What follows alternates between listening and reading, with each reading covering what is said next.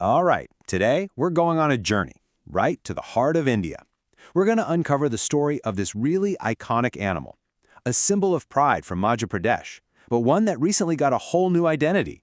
And here he is. Meet our star, the magnificent Barasingha. I mean, just look at it. That powerful build, those incredible 12-tined antlers. You can see why it was the perfect choice for the official state animal of Madhya Pradesh. It just screams unique ecosystems of the region, right?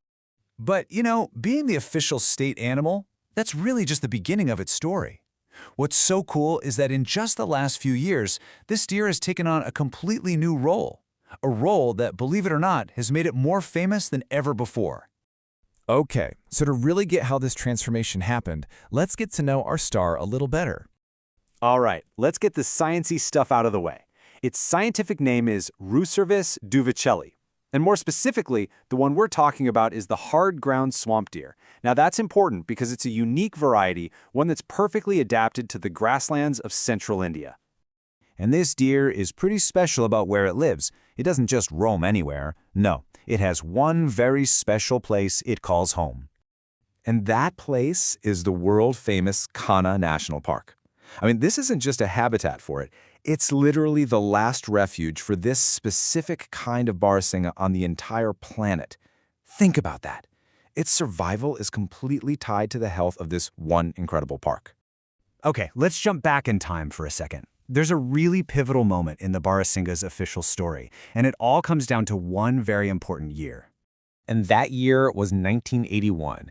This was the moment. This is when the government of Madhya Pradesh officially said, yup, this is it. The Barasingha is our state animal. They recognized just how important it was both culturally and for the ecosystem. So, you see, this decision really cemented its status. It wasn't just another beautiful animal in the forest anymore. Suddenly, it was a formal emblem, a symbol of the entire state's natural heritage. That's a big deal. But like I said before, the story doesn't stop in 1981. Not even close. In fact, maybe the most charming part of its story was still to come. This is where things get really interesting, where a symbol starts to become a personality. So making it the state animal was a huge win for conservation, for sure. But the park's managers had a new problem on their hands. How do you get younger generations excited about some official state symbol?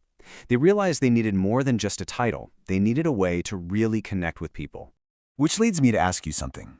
Have you met Borsing? Because if you think you know the Barasingha, you have to know about Borsing. So, get this. In 2017, the Barasingham got a total rebrand.